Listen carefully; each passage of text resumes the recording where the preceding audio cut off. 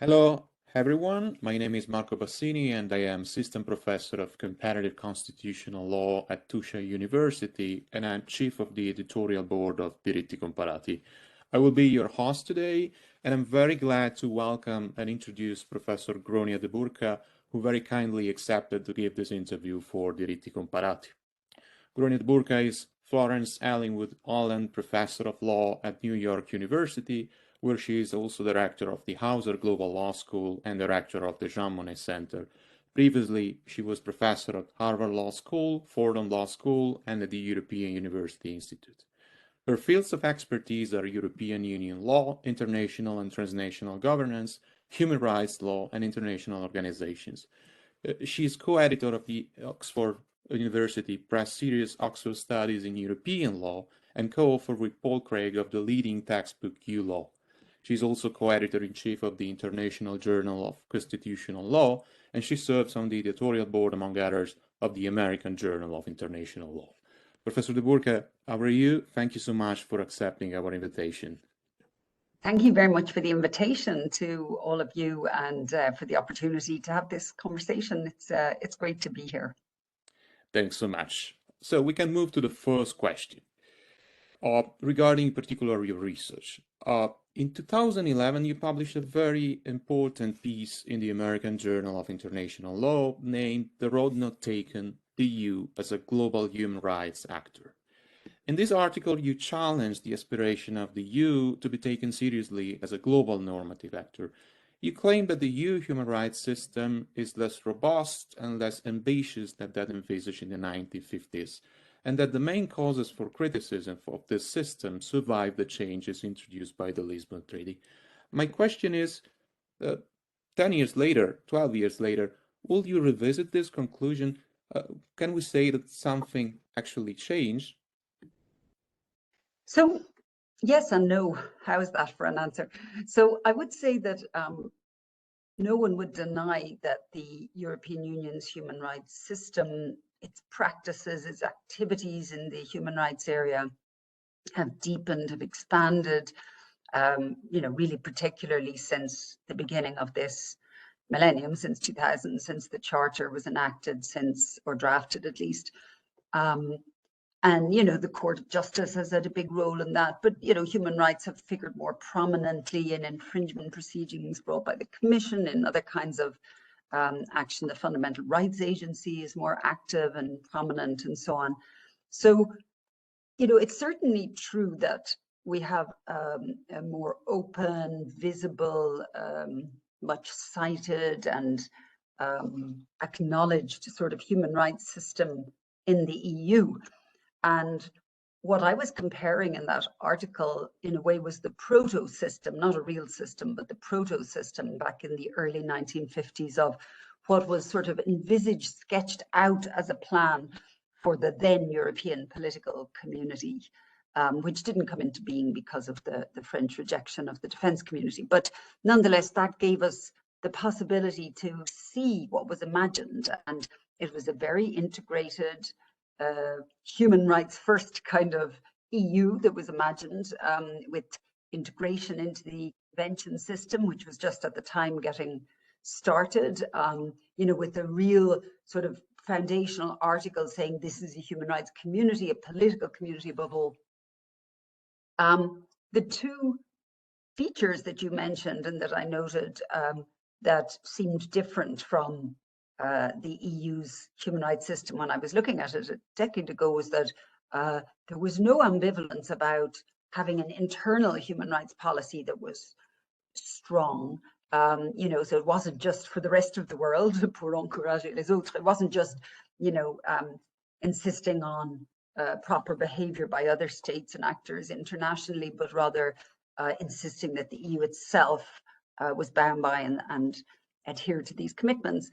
So that was one, an internal human rights policy. And the other was, well, actually there were three, but two were kind of similar, an internal monitoring policy that the EU was willing to actually say, are the member states observing these? So there was a strong kind of provision for intervention in a member state, including what might have been seen as kind of, like literally intervention into a state that was seen as backsliding after the war and with the rise of communism and so on. So very strong provisions for the EU to monitor, to be concerned about, and to act if there was human rights backsliding within its member states. And then there was also the idea that it wasn't going to be this self-detached, autonomous EU system that would develop its own path, but rather one that was fully integrated into the wider European human rights order. And at the time, that wider human rights order of the Council of Europe was seen as an implementation of the Universal Declaration on Human Rights. So it was very much integrated into the international order. So I was saying that at the time in 2010, you know, the EU's human rights system was not one that was very integrated into the human rights systems, very much carving its own path. The court particularly, you know, as the actor that was shaping this autonomous human rights order with its various opinions on non-accession to the ECHR, and also many of its cases not citing to international human rights law and only very selectively to the Convention on Human Rights, but also that the Council, the Commission, the political institutions were not putting their muscle behind an internal EU human rights system. Has that changed now, is the question you're asking me? A little, not a lot, I would say. So, you know, there is some development. Maybe the biggest development that we all note is how the authoritarian crisis in the EU, the move of Hungary away from liberal democracy and of Poland in that same direction, has led, I would say, mainly the Commission and the Court, but a little bit the Council, you know, with the conditionality regulation and so on, but has led them a little bit towards treating rule of law issues, as they're called, as legitimately within the kind of monitoring and enforcement domain of the EU. So, you know, the court has been the strongest actor without a doubt on this front, bringing judicial independence fully into the remit of EU competence, independence of courts as a core issue, not just an accession issue or a background issue, but as a core issue. Has the same happened with human rights more generally? I think the answer is no. You know, and that is to many a disappointment, because we have for years had this ambivalence about human rights in the internal sphere, that you know, yes, the EU is bound by human rights. Yes, the EU projects human rights values in its external action, but we have provisions of the Charter that we spend, you know, hours arguing over what is implementing EU law, what is Article 51 saying, what's within the scope of EU competence for the purposes of human rights application or human rights norms. And, you know, those debates and so on, and just a general ambivalence on the part of the member states, and I think members of the Council, to the EU having a role in checking, monitoring, pronouncing on human rights compliance by the states. There's still a real resistance there, and that hasn't gone away. You know, we haven't seen, you know, what about the Commission and the Court? Well, you know, so far the Court has certainly treated judicial independence as an EU law issue now. It doesn't need to fit within some other directive or branch of competence, but I don't think we see the same with human rights. You know, there have been calls for the Commission, Kim Scheppel and others, to, you know, use the infringement procedure more, to treat Article 2's commitment to human rights, along with lots of other provisions of the treaty, as a sense that, you know, the health of a member state in terms of its compliance with basic human rights is a part of the EU's internal concern. And it's, you know, we don't have to haggle about the precise competence in any precise cases, that those, just like judicial independence, are now part of the EU's remit, because there's a commitment on the part of all member states to the values of democracy, human rights and the rule of law. But I don't think we're seeing that, and I don't think we will see it. There's still, you know, a desire to keep the Fundamental Rights Agency as really just this informational advisory agency.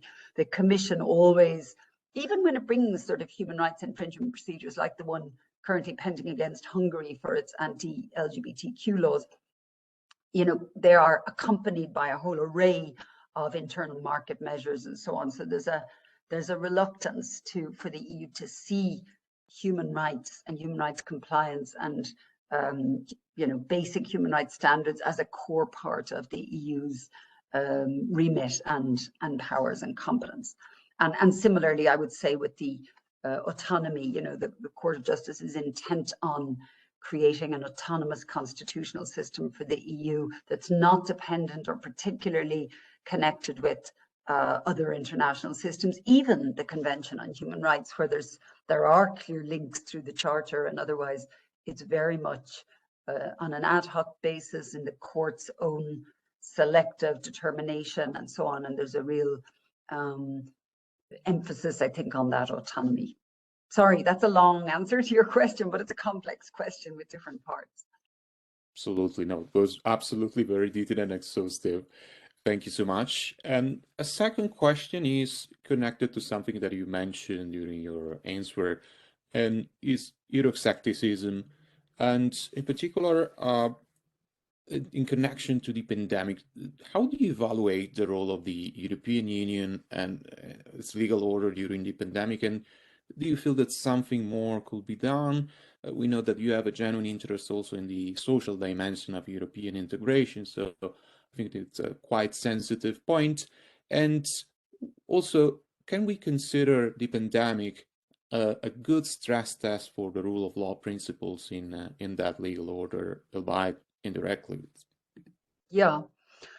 So yeah, the pandemic, I think, turned out in a way not to be, I mean, it's a disaster in all kinds of ways, but for the EU itself, I think after a shaky start, the EU actually came out reasonably well from the pandemic in terms of the initiatives that emerged, how it handled the pandemic, and what kind of role, this sort of quasi-federal system could have in a public health emergency like that.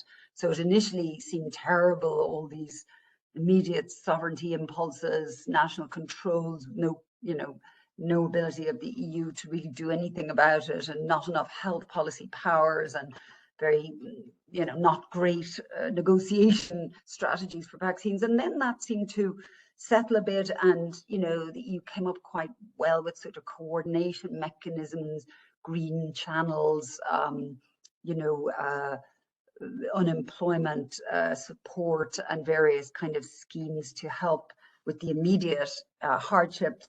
Then also more health coordination, and above all, of course, the Corona funds, the New Generation funds. So that sudden emergence of, a willingness to create a form of, EU debt and solidarity across the member states seemed to be a really big step forward, and I think was a really big step forward for the EU.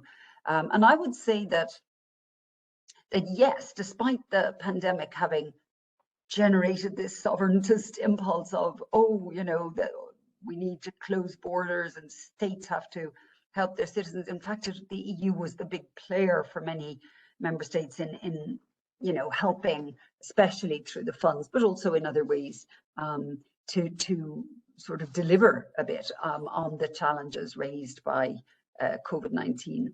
And the question is, I guess, that you're asking, well, two things. It's not, obviously it wasn't perfect, and there are many downsides that haven't been adequately addressed. But I would say that in terms of Euroscepticism, the pandemic helped, because that's a really classic example of, what's often called output legitimacy, where the EU delivers on something, and then suddenly there isn't the same focus on the democratic deficit or other aspects of, the internal market, or things that are the cause of discontent, and instead the EU is delivering on some important things. So from an output legitimacy point of view, I think, the EU came through the pandemic reasonably robustly.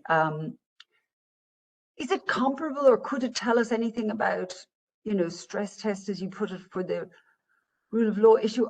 I don't think so.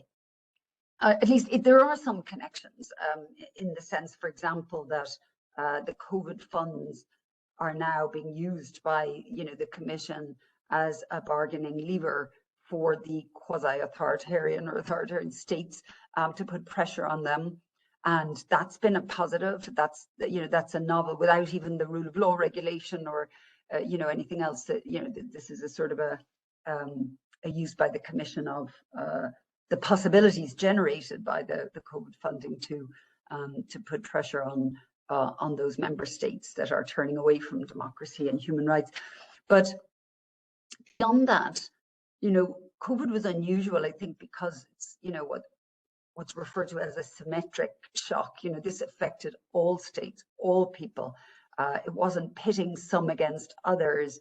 The rule of law crisis is a highly divisive one, in a way that the pandemic wasn't. I mean, or I would even say the war in Ukraine, even though, of course, there are divisive elements, on the whole, the EU rallied round in support of Ukraine and against the invasion and the war, in the same way that the pandemic, even though there were obvious inequalities and divisions and so on, was a common cause for all EU member states. And so the EU's action was less contentious and was more easy to get agreement. I don't know if that's true of the rule of law crisis. There are illiberal forces, you're speaking from Italy, all over the EU at the moment, in all member states, to a greater or lesser extent. This isn't not something that's going away. This is the rise of the far right is not something, or of, authoritarian tendencies amongst political parties and systems is not something that's on the wane. It's very much something that's with us. And I read about, an article about concerns in Sweden about the Swedish presidency of the EU, given how the Swedish Democrats did, as they're called, in the last election. So, this means that, there isn't a kind of a consensus across the EU on handling the rule of law crisis, or it's a very difficult one to manage, to generate. And so I'm not sure that the kind of solidarity we saw during the pandemic and the determination to act is going to be as easy to replicate when it comes to handling anti-democratic and illiberal moves in various EU member states and across the EU. I don't know if that answer was responsive, but feel free to follow up if I haven't answered what you had in mind. No, it was indeed, absolutely. Thank you. And a third question is relating to career in academia, indeed, but in a way it touched also an aspect that is, in a way, at the intersection of your research on anti-discriminatory law, and is, how do you see gender equality in academia? You are a distinguished scholar who work at very prestigious institutions in the US and in Europe. What's your view on that? What kind of improvements can be made? So, one thing I would say is that compared to, 20, 30 years ago, there has been an improvement in the position of, in particular, women, if we take, gender is a complex term, but, women in academia. I was looking recently at the figures for the United States, which is where I'm working, and they are certainly improving as far as the percentages of women within law faculties are concerned. It's moving from, something much lower in the sort of 20% to 30%, up closer towards 40%, which is a significant improvement. That two qualifications, that is not true around the world. It is improving also in the UK and Australia, I believe. It is very bad in some states. Germany stands out as a global north developed, apparently very egalitarian society in which there's a shockingly low percentage. I think it's less than 20%. I'd have to check those numbers, but a very low percentage of women in senior positions in law faculties, in chairs and so on. And that is, the numbers are also dim across other parts of the world, other parts of Europe, where we're nothing close to even a third of faculties comprised of women. And this is decades after we've had legislation on labor market equality, on all the different elements. So, some people say, oh, well, maybe there are, personal reasons for it and so on. To my mind, there's no reason why women would not want the same good careers as men, would not want to have families and careers and a workplace that facilitates that. So that gets me to the second qualification. It's not just a numbers problem, but it's how workplaces are organized and what the expectations are and the extent to which care burdens fall unequally on women. They undoubtedly fall unequally on women all over the world, in the personal sphere. So women take on the largest share, I think, in many, many contexts of childcare, even where, sorry if I'm offending the men on the interview, but even where men are good fathers and so on, the burden of childcare overwhelmingly, according to the statistics and studies, still falls on women. And not only is that not taken account of in the workplace, we have short periods of maternity leave that recognize the physical act of reproduction, of having a child and breastfeeding and so on, but not then the long years after, when women's time is pulled in all directions, when early mornings or 5 or 6 p.m. meetings and lectures and things are scheduled. Workplaces are not accommodated to the unequal care burden faced by women. So that's a second problem. A third one is that even where we see these much improved numbers, like in the US and the UK and so on, it turns out that these are recent studies I was reading, that women are concentrated in less prestigious jobs. So in the US, they'd be called adjunct positions rather than not tenured, or in legal writing, not research, in clinical positions, not full faculty positions, and so on. So that the numbers are a bit artificial, because actually the less pleasant or less prestigious, less paid, and more difficult conditions those are the positions that women are occupying, more than the senior research, etc., prestigious positions. And that's also true elsewhere, where the numbers have seemed to improve. So,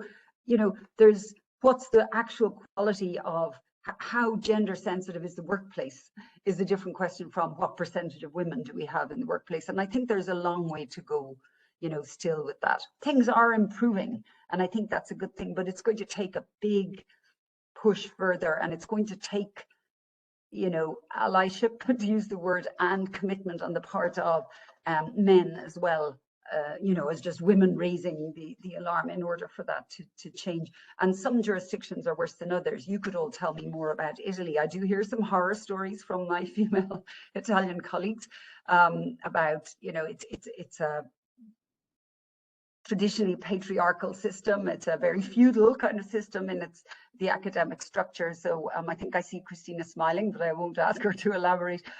So I've no doubt that things are tough and that there's a way to go. But to be positive, or to end on a positive note, there are improvements, and hopefully with more attention to the need for these, all-round kind of structural changes, and not just formal changes in terms of, oh, we hired another woman, or there's a woman on the panel, that things will improve further.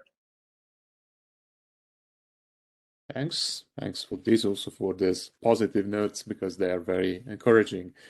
And now we turn back to more directly to your research. And in another question, I want to ask you, there was an article of yours published in 2018, Is EU supranational governance a challenge to liberal constitutionalism? You question whether the European Union supranational form of governance fueled the rise of illiberal authoritarianism and undermined liberal constitutionalism. And among others, you pointed out that the lack of adequate democratic responsiveness of the European Union institutions was in a way a dangerous problem for the EU itself. And you wish that the European Union took very seriously the need for democratic and social reforms and embracing a renewal of the European project. Where are we in this process, and has this process ever started, in your view? Yeah, I mean, it's a question that's not dissimilar in some ways, or my response to it is not dissimilar from the response to the question about human rights and the EU, which is that, in theory, the EU and EU leaders and political institutions want the EU to be a democratic polity, that they know it's important that it is. That's the reputation of the EU, and that's its status in the world as this sort of region that is committed to democracy and human rights and the rule of law and so on. But just like the same with human rights, just like the difficulty in actually realizing that, because it calls for change that might challenge some power, some structures and so on, like internal human rights monitoring would change things for the states. Similarly, taking the democratic part of the EU more seriously would also bring about change that I think there is a fear or reluctance to confront that. So, for example, I talked about the pandemic and the EU doing well during the pandemic. That was the kind of output delivery, emergency governance that that the EU does very well and certainly was popular and so on at the time.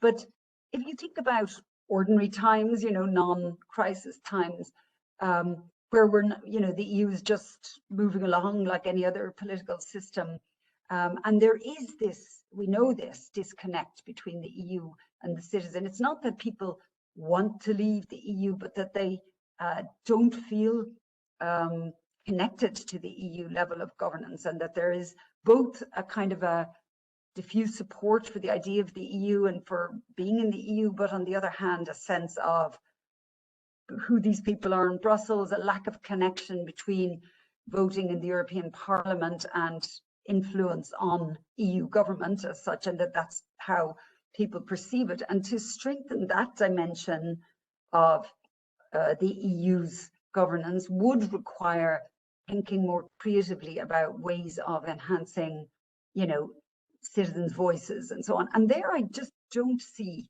any commitment. There have been initiatives, and Macron seems sort of keen on the idea, and von der Leyen too, for to have more citizens' assemblies or conference on the future of Europe. These always turn out to be the most marginal, the least observed. No political capital is put into them.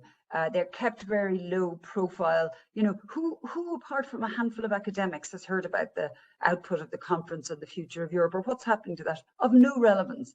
The focus is on, maybe understandably, Ukraine or this, but it's not just because of the existence of other priorities. It's because to take seriously proposals for reform of the EU, sharing power with different kinds of political bodies and inputs from other sources that aren't as top down or not as centralized, there isn't any political interest in that kind of change, or there's resistance to it, in the same way that there's resistance to human rights scrutiny of member states. So we want a democratic EU, but we do not want these kinds of changes. I think that's fundamental. There have been voices calling for all kinds of different democratic experiments in the EU and so on. And there's some leaders pay a little bit of lip service to it, or even seem to, take it a little bit further, but no real interest, I think, on the part of the EU. And I think that's a disappointment and a missed opportunity, I think, to feel that the EU gets through, the EU will manage, isn't strengthening it for the non-crisis times when the quality of democracy, and it'll never be like a nation state democracy, but it could be more robust and it could be more real than it currently is. Thank you. And another question is relating to career in academia. And since you are a very prominent scholar in EU law and we wanted to ask you what kind of suggestion would you provide to young scholars wishing to specialize in EU law and European public and constitutional law? Yeah, well, I mean, my perspective from, you know, in the US, EU law is a relatively marginal subject. I have to say it's you know, of interest to some who are globally oriented or might work in Europe and so on. Whereas if you're growing up and studying in the EU, it's central, of course, it's your law, it's the public law of your member state and all the other member states. And it's very different from when I began studying, I won't say how many years ago, as an academic, a long time ago, when it was a more unified field and less, I won't say fragmented, but less subdivided. So there was, you know, EU institutional law and EU substantive law, and substantive law focused around the internal market and a handful of others, competition and so on. Now, you know, there's a vast wealth of subjects within EU law, you know, data law, whether it's you know, broadly digital governance, environmental and climate.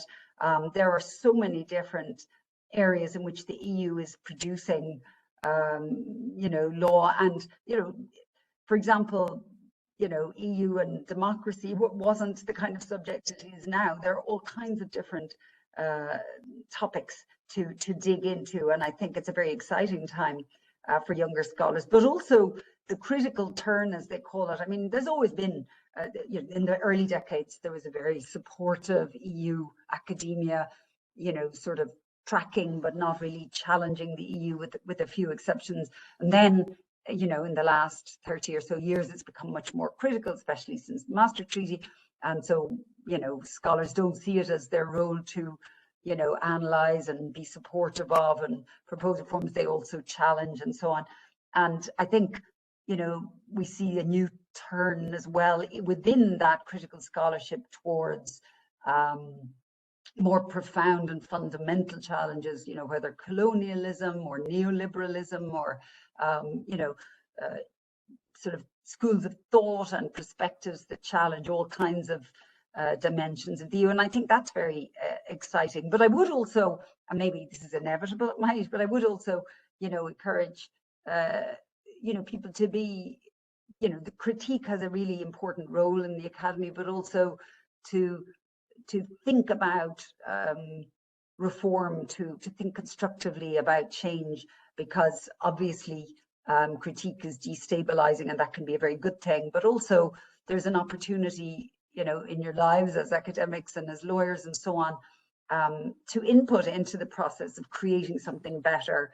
And so that would be my advice from the other end of an EU law career, to think about how you can, you know, feed into that process of critique and change. You know, it's an exciting time. It's also a very, you know, as I've described it in other contexts, very turbulent time. And the EU does have an important role in a very complex and unstable world. And that, you know, think about the ways in which you, in the work you're doing, choose your topics carefully, think carefully about the ideas you're putting forward, why you're putting them forward, and what you hope to achieve by those.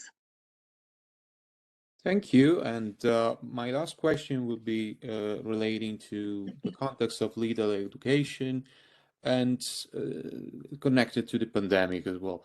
Do you believe that the pandemic had an actual impact on legal education? In particular, in your perspective as a European scholar working in the US, which was your experience, and do you think that we get new opportunities from that, or? Well, you know, that's I thought about that issue, and I would say maybe less than we thought, because when the pandemic first broke out, it seemed so radical, so transformative of our lives. It seemed hard to envisage the ways in which the world was changing. And it is true. I mean, there are at least two different things, you know, that we've noticed, I guess. And one is what we're doing right now, you know, the possibility to teach, to communicate virtually became a very, very important dimension of education, for our classes, for our workshops, for conferences, and so on. And we're still there, as you can see now, even though the pandemic has subsided very significantly. And I'll come back to that in a moment about the pros and cons of that.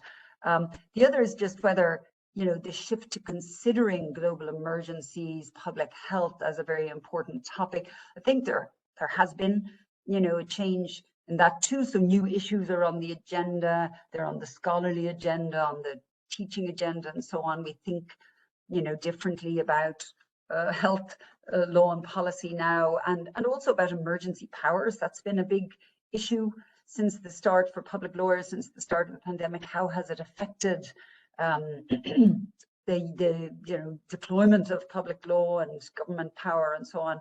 And some are, there were a lot of very negative and worried kind of analysis initially about the sudden delight of governments in using emergency powers and abusing them in some cases. But there've also been a lot of, you know, a lot of scholarship and so on the resistance and robustness of courts and others in helping to temper that move. So I think there have been shifts in the things we're studying and thinking about and so on, but maybe the more lasting change is the one I started with, which is the move to Zoom or WebEx, or you know, that gave us the possibility to not to have to travel. First of all, it's also good. We talked about gender earlier. It can be very good for people with childcare responsibilities, being able to be involved in things without having to make travel arrangements or leave home and so on. It also has had downsides. We know that then you miss the in-person dimension. It's not the same. It's very nice that we can do this from around the world. And it's wonderful. It's a fantastic opportunity. It isn't quite the same as sitting together in a room and chatting, and, you know, the informality and the interpersonal dimension of that is lost. I think for students it was a very isolating experience, sitting in their different rooms, you know, on this very different medium. So it's brought change, in some ways very positive changes, in other ways very challenging changes. But, you know, in the end, I think all kinds of changes, I'm not saying it's good, but it's inevitable. Change is inevitable, these disruptive changes, and they make us think about what we value and how to make the most of the changes, and to counter the negative sides of it, and to benefit from the positives. So yeah, I think it has brought about changes, maybe not as profoundly transformative as we thought, but definitely ongoing and still to be seen.